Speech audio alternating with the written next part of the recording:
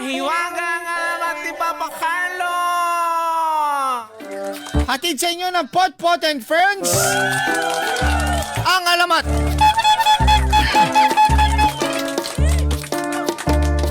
Nag-food trip ako sa Quiapo kahapon. Wala akong kinain kundi lechon. Lechon kawali. Uy, sarap na. Isaw. Tenga. Mga ihaw-ihaw doon. Tapos napanood ko sa GMA News. Ngayon mga kinain ko pala ay Gamot sa gout. Aray ko! ngayong umaga ay makinig at matuto. Merong nadiskubre.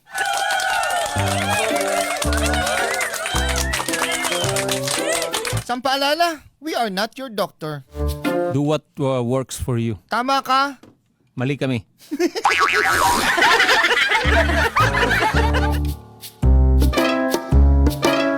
Merong isang maliit na halamang damong madalas makita sa mga bakuran, sa gilid daan. Sa mga mamasa-masang lugar, may mga makinis na hugis puso na dahon.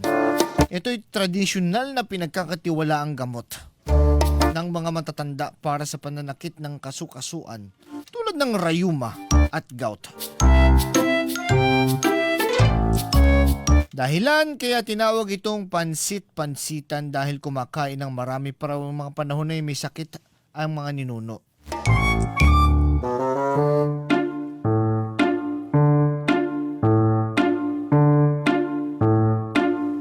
Okay, time's up. Magsasalita pa lang ako eh. Na-steal ka agad. Time's up. Okay. Tuloy mo. Ano nga ba yung gout? Gout ay isang uri ng hayop na masarap ikaldereta. Aray ko! At pwede rin ikampukan, kilawid. At papaitan. Mahilig ka ba sa gout?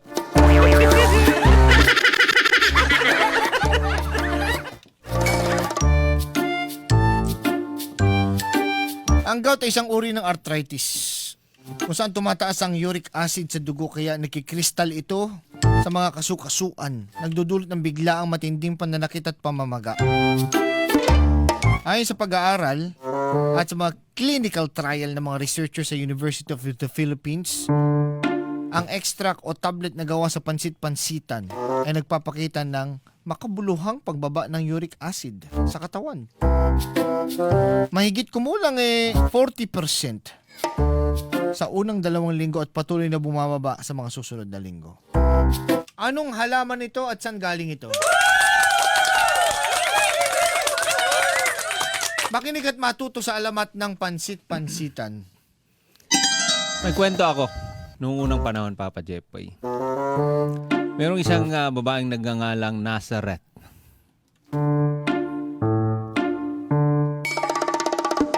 So itong si Nazareth, inakala niya na simpleng tangkaso lang ang nararamdaman niya. Medyo mabigat ang kanyang katawan. Masakit ang tuhod at parang nanlalambot ang kanyang mga paa. At karaniwang pakiramdam ng isang taong halos buong araw ay nasa loob ng bahay. Nakatutok sa trabaho at bihirang makagalaw. Ngunit isang gabi noong Nobyembre, biglang nagbago ang lahat. Ang kirot na dati kaya pang tiisin ay naging sakit na parang may humahawi sa bawat galaw or humihiwa sa bawat galaw. Isang iglap, hindi na niya maigalaw ang kanyang paa. Ang bawat segundo ay tila oras ng paghihirap. Aray ko!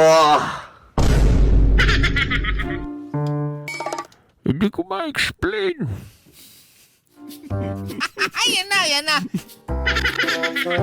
At sabi niya, sobrang sakit talaga. Dinala siya sa ospital. At doon tumambad ang isang lalaking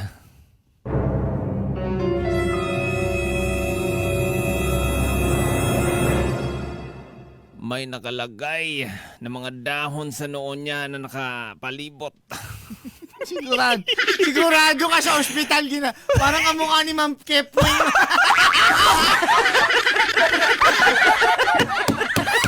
Sigurado ka ospital yan. May dahon sa ulo. May dahon sa ulo. Pare, wala pa ako nakitang doktor. May dahon sa ulo. Si Ma'am Kepwing yan. May pausok. May paus. May pausok. Oh. Tanong magkano? Oo, tinanong. Check up. Sabi niya, iya. Ano bayad dito? Donation lang? Aray ko. Ayan na nga. Hilot yan. Hilot yan. Tinarget? Hindi. Tinarget? Parang sa Batangas yung sa Batangas ko. Sa Batangas ko, natapilok ako. Umaga, dito. Sabi, dadaling ka namin sa ospital. Ganyan. Dinala ako. Sabi ko sa inyo, ospital. Nasa Palayan kami. Sa palayan kayo. Palayan. Dinala kami doon. Tapos kumatok. Wala naman doktor dito. Bukid eh. Ganyan din lumabas. Oo, may Pagsilip niya, sino yan? Oo. May dahon din. May dahon na. Tapos nagpausok. Tapos kumuha ng, saan ang tama? Sabi, saan ang tama? Dito, sabi ko dito, Anya. Kumuha ng ballpen. Tinarget? Binilugan. Anong gagawin dito? Binilugan niya, tinantos. Oo. Tinantos niya, tapos, ano kaya to? Tapos sabi ng hayop! Aray ko. Ang asim! Hayop! Pampadulas pala, hindi nung target. Pambira! Gumano na! Ayoko na! Ayoko na! Aray ko. So, ganyan din. Namaga, hindi na niya kaya yung sakit, dinala siya doon. Oo, dinala sa ospital. Yung pinagdalan niya, ano nangyari? Okay. At doon, matapos ang serye na pagsusuri, lumitaw ang sagot.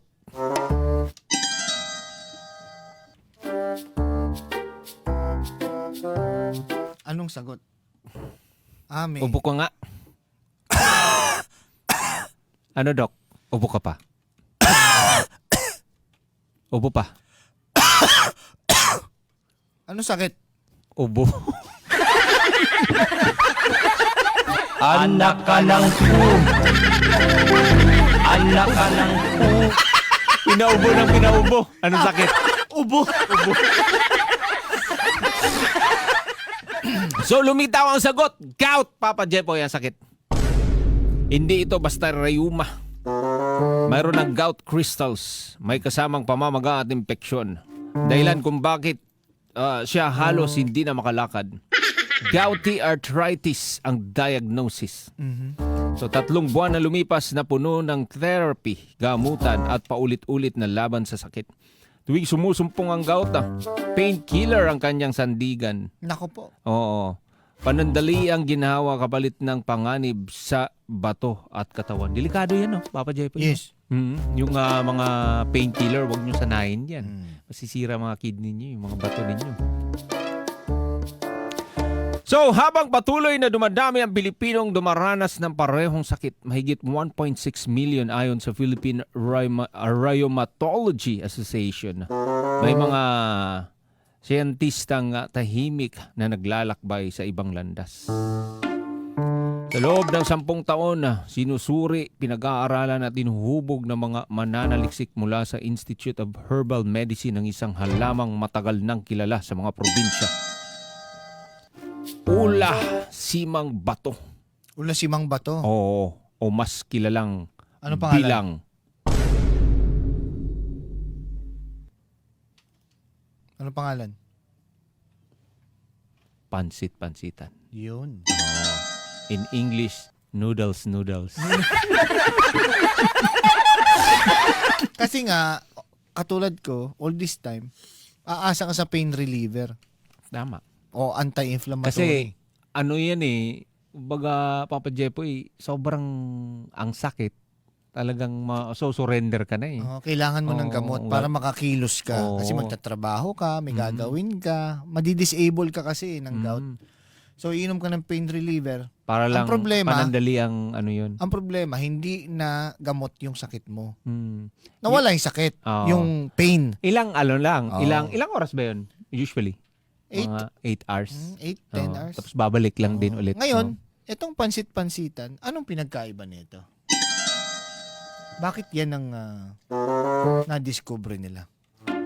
So, hindi ito basta-basta. Hindi basta tsaa o dahong pinapakulo. Sa laboratorio, natuklasan nilang kaya nitong pigilan ang xanthine or xanthine oxidase. Ang parehong mekanismo ng allopurinol. Allopurinol. Upang hindi na maipon ang uric acid sa katawan. Sa mga isinagawang clinical trial, umabot sa 78% ang ibinababa ng uric acid levels ng mga pasyente sa loob ng 49 days, Papa Jepoy. At bukod pa rito, may taglay itong anti-inflammatory at analgesic effects. Ginawa sa sakit, hindi lang sa numero. At isang 100% gawang Pinoy na gamot. Inubog ng agham at ugat ng tradisyon. Ngayon, hinihintay na lamang ang pinal na pag-aproba ng Food and Drug Administration. Isang pirma na lang ni Mang Kepoeng. Aray ko. Siya din pala magpipirma nito, Papa Jepoy. Isang pirma na lang na maaaring magbukas ng bagong pag-asa para sa milyong-milyong Pilipinong tulad ni Nazareth.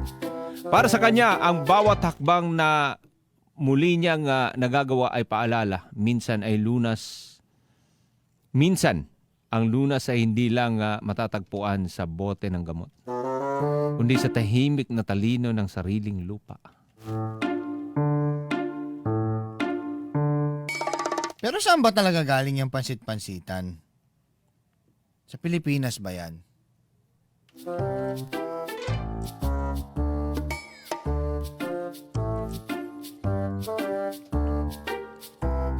Saan galing yan? Sino nagdala niyan dito? Saan tumubo? So alamin natin. Sige nga. Ito ay matatagpuan, Papa Jepoy, sa paanan ng bundok, sa isang maliit na baryo.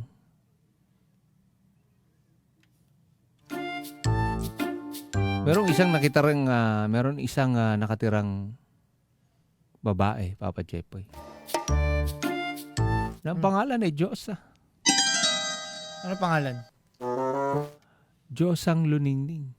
Diyos ang luningning. Oo. Sa paanan ng bundok nakatira. Anong trabaho niya doon? Tagabantay ng mga halaman. Plantita. Maganda siya. Mahaba buhok. Makintab ang buhok. Mahaba ang nguso.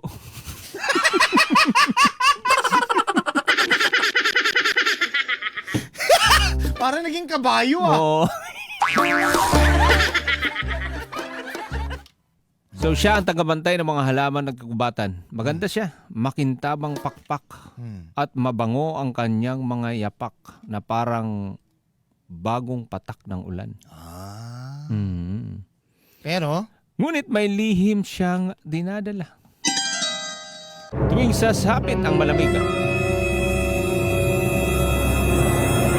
Tuwing sasapit ang malamig na gabi, sumasakit ang kanyang mga tuhod at mga daliri.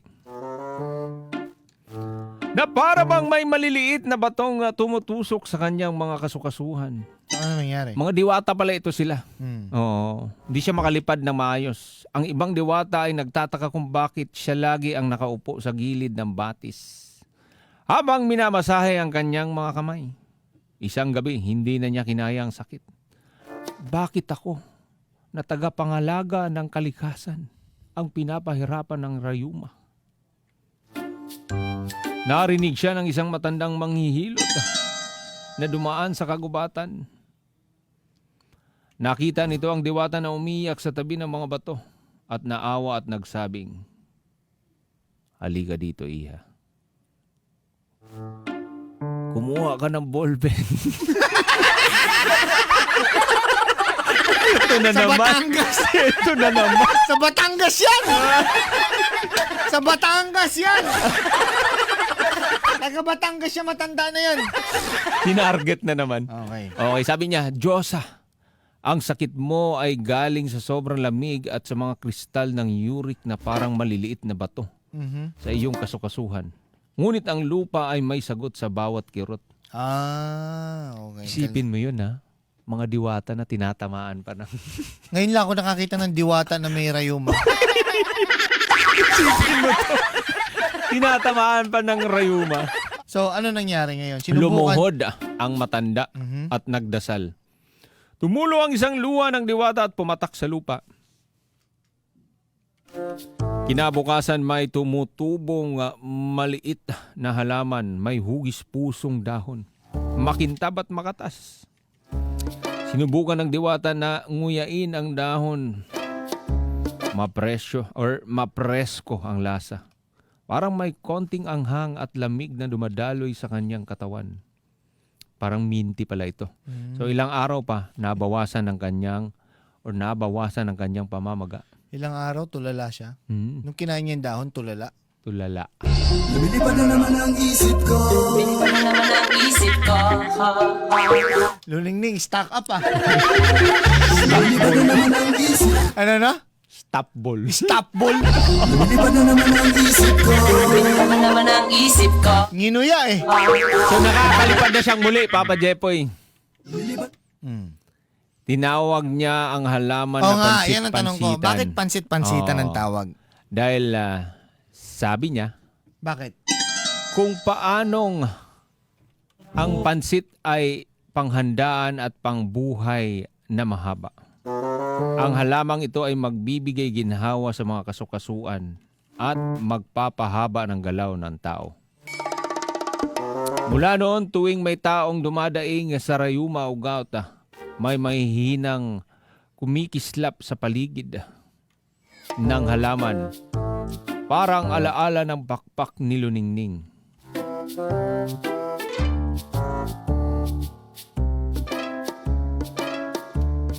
Anong aral dyan? Ma? Anong aral? Ang aral dyan, Papa Jepoy.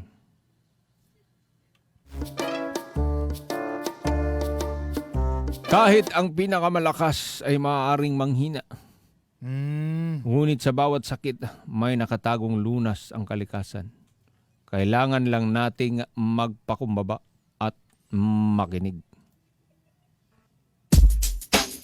Kanino makinig? Ha?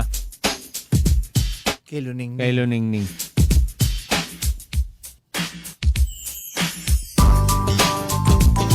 Kay Luningning.